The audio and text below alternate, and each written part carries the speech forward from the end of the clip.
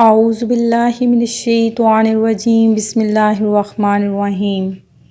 اللہ کے نام سے شروع جو بڑا مہربان نہایت رحم کرنے والا ہے۔ مون وظائف چینل کی جانب سے تمام ناظرین کو السلام علیکم ورحمۃ اللہ وبرکاتہ۔ شب قدر بدلتی رہتی ہے۔ سیدنا امام مالک رحمۃ اللہ علیہ کے نزدیک شب قدر رمضان المبارک کے آخری عشرے کی طاق راتوں میں ہوتی ہے، مگر کوئی ایک رات مخصوص نہیں، ہر سال ان طاق راتوں میں گھومتی رہتی ہے، یعنی کبھی 21ویں شب لیلۃ القدر ہو جاتی ہے تو کبھی 23ویں، کبھی 25ویں تو کبھی 27ویں اور کبھی کبھی 29ویں شب بھی شب قدر ہو جایا کرتی ہے۔ حضرت سیدنا شیخ ابو الحسن شاذلی رحمۃ اللہ علیہ فرماتے ہیں کہ جب کبھی اتوار یا بدھ کو پہلا روزہ ہوا تو 29ویں شب، اگر پیر کا پہلا روزہ ہوا تو 21ویں شب، اگر پہلا روزہ منگل یا جمعہ کو ہوا تو 27ویں شب، اگر پہلا روزہ جمعرات کو ہوا تو 25ویں شب، اور اگر پہلا روزہ ہفتے کو ہوا تو میں نے 23ویں شب میں شب قدر کو پایا۔ ناظرین، آج کی اس ویڈیو میں ہم آپ کے لیے ایک خاص وظیفہ لے کر حاضر ہوئے ہیں۔ آج کی اس ویڈیو میں ہم آپ کو بتائیں گے کہ شب قدر اگر آپ نے پا لی تو اس میں کون سی دعا آپ نے پڑھنی ہے، اور اگر شب قدر کی رات اگر آپ کو نصیب ہو گئی، اللہ تبارک و تعالیٰ سے دعا ہے کہ آپ کو نصیب ہو جائے، اگر نصیب ہو جائے تو سمجھیں کہ آپ کی زندگی بدل جائے گی، آپ کی ہر دعا قبول ہو جائے گی۔ آج کی اس ویڈیو میں ہم آپ کو بتائیں گے کہ آپ نے طاق رات میں کیسے وظیفہ کرنا ہے، ہمارا جو آج کا وظیفہ ہے۔ لیکن اس سے قبل آپ کو ہمارا چینل مون وظائف کو سبسکرائب کرنا ہوگا، ساتھ ہی بیل آئیکن کا بٹن بھی پریس کر لیں تاکہ ہر نئی آنے والی ویڈیو سب سے پہلے آپ تک پہنچ جائے۔ ناظرین، اگرچہ بزرگان دین و مفسرین و محدثین رحمۃ اللہ تعالی اجمعین کا شب قدر کے تعین میں اختلاف ہے، تاہم بھاری اکثریت کی رائے یہی ہے کہ ہر سال ماہ رمضان المبارک کی 27ویں شب ہی شب قدر ہے۔ سید الانصار سید القرار حضرت سیدنا ابی بن کعب رضی اللہ تعالیٰ عنہ کے نزدیک 27ویں شب رمضان ہی شب قدر ہے۔ 27ویں شب کو ہی شب قدر رمضان شریف کی 27ویں رات ہوتی ہے۔ اپنے بیان کی تائید کے لیے انہوں نے 2 دلائل بیان فرمائے ہیں۔ لیلۃ القدر میں 9 حروف ہیں اور یہ کلمہ سورہ قدر میں 3 مرتبہ آیا ہے۔ اس طرح 3 کو 9 سے ضرب دینے سے حاصل ضرب 27 آتا ہے، جو کہ اس بات کی طرف اشارہ کرتا ہے کہ شب قدر 27ویں رات ہے۔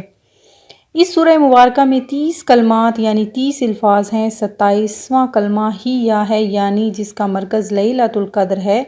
گویا اللہ تبارک و تعالیٰ کی طرف سے نیک لوگوں کے لیے یہ اشارہ ہے کہ رمضان شریف کی 27ویں شب شب قدر ہوتی ہے۔ شب قدر رمضان المبارک کی آخری عشرے کی طاق راتوں میں ہے۔ آپ صلی اللہ علیہ وسلم کا ارشاد ہے تو آپ نے اسی طاق راتوں میں ہی اس کو تلاش کرنا ہے۔ یہ وہ مبارک مہینہ ہے جس کی ہر منٹ برکتوں سے بھرا ہے۔ اس میں ہر وقت عبادت کی جاتی ہے، دن کو روزہ، تلاوت قرآن پاک، رات کو تراویح اور سحری میں گزرتی ہے، مگر اس ماہ میں ایک بہت ہی بڑی اور مبارک رات ہے۔ دن تو جمعۃ الوداع کا دن اور رات 27ویں رات۔ اس کے کچھ عمل بتائے گئے ہیں کہ رمضان شریف کی 27ویں رات غالباً شب قدر ہے۔ اس رات کو جاگ کر گزاریں، اور اگر تمام رات نہ جاگ سکیں تو سحری کھا کر نہ سوئیں اور یہ دعا زیادہ مانگیں: اللہم انی اسألک العفو والعافیۃ فی الدین والدنیا والآخرہ۔ اور اگر ہو سکے تو 100 رکعت نفل 2 کی نیت سے پڑھے اور ہر رکعت میں سورہ فاتحہ کے بعد انا انزلناہ فی لیلۃ القدر 1 بار اور قل ھو اللہ احد 3 بار پڑھ لے، اور ہر سلام پر کم از کم 10 بار درود شریف پڑھتا جائے، اور بہتر یہ ہے کہ اسے 27ویں شب کو تراویح کا ختم قرآن پاک بھی کہا جاتا ہے۔ ناظرین، ہمارا جو آج کا وظیفہ ہے وہ قرآن پاک کی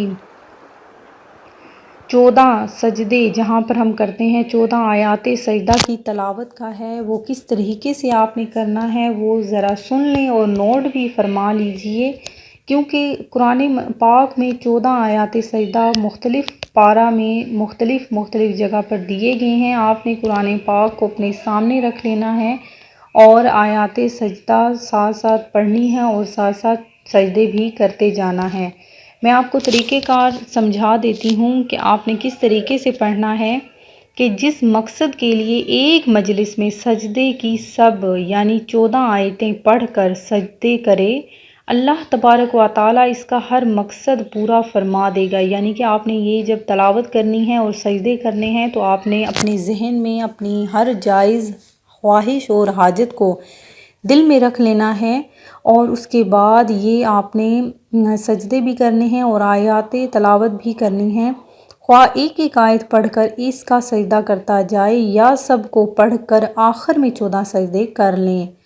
تو ناظرین، آپ نے یہ طریقہ کار اپنانا ہے کہ ایک آیت پڑھ لیں تو زیادہ بہتر ہے، اور ساتھ ساتھ آپ سجدہ کرتے جائیں اور ساتھ اس کو آیات کو تلاوت کرتے جائیں۔ پہلا جو ہمارا قرآن پاک میں سجدہ ہے وہ پارہ نمبر 9 سورہ اعراف کی آیت نمبر 206 میں ہے۔ دوسرا سجدہ ہمارا پارہ نمبر 13 سورہ رعد کی آیت نمبر 15 میں ہے۔ تیسرا سجدہ پارہ نمبر 14 نحل اور آیت نمبر 49 میں ہے۔ چوتھا سجدہ پارہ 15 بنی اسرائیل سورت آیت نمبر 107 سے 109 تک ہے، اور پانچواں سجدہ پارہ 16 سورہ مریم آیت نمبر 58 ہے۔ چھٹا سجدہ پارہ 17 سورہ حج آیت نمبر 18۔ ساتواں سجدہ پارہ 19 سورہ فرقان کی آیت نمبر 60 میں ہے۔ آٹھواں سجدہ پارہ 19 سورہ نمل آیت نمبر 25 اور 26۔ نواں سجدہ پارہ 21 سورہ سجدہ اور آیت نمبر ہے 15۔ 10واں سجدہ پارہ 23 سورہ صاد آیت نمبر 24-25۔ 11واں سجدہ پارہ 24 حامیم السجدہ آیت نمبر 37 اور 38۔ 12واں سجدہ پارہ 27 سورہ نجم آیت نمبر 62۔ 13واں سجدہ پارہ 30 سورہ انشقاق آیت نمبر 20 اور 21، اور آخری سجدہ جو ہے 14واں یعنی کہ سجدہ پارہ 30 سورہ علق کی آیت نمبر 19۔ ناظرین، آپ نے پھر بھی قرآن پاک کھول کر ساری آیات سجدہ اپنے سامنے رکھ لینی ہے باری باری۔ میں نے ویسے آپ کو ترتیب بتا دی ہے، لیکن آپ نے پھر بھی اگر کوئی غلطی ہو گئی ہو تو اسے آپ نے معاف کرنا ہے، اور آپ نے صحیح ترتیب سے باری باری پہلا سجدہ کرنا ہے، پہلی آیت تلاوت کرنی ہے، اس کے بعد اس کو سجدہ کرنا ہے۔ یہ یاد رکھیں کہ جو آپ کا نیک جائز مقصد ہے اس کو آپ نے دل میں رکھنا ہے، اور اس کے بعد دعا مانگنی ہے۔ اللہ تبارک و تعالیٰ آپ کی دعا کو ضرور قبول فرمائے گا انشاءاللہ عز و جل۔ میری دعا ہے کہ آپ کی ہر نیک تمنا، ہر نیک جائز خواہشات پوری ہو جائیں، اس ماہ میں آپ کی تمام گناہ صغیرہ و کبیرہ معاف ہو جائیں۔ میں امید کرتی ہوں کہ ہمارا آج کا یہ وظیفہ آپ کو پسند آیا ہوگا۔ اسی طرح سے مزید وظائف حاصل کرنے کے لیے ہمارا چینل مون وظائف کو دیکھتے رہیے۔ اپنا خیال رکھیے گا، دعاؤں میں یاد رکھیے گا۔ اللہ حافظ۔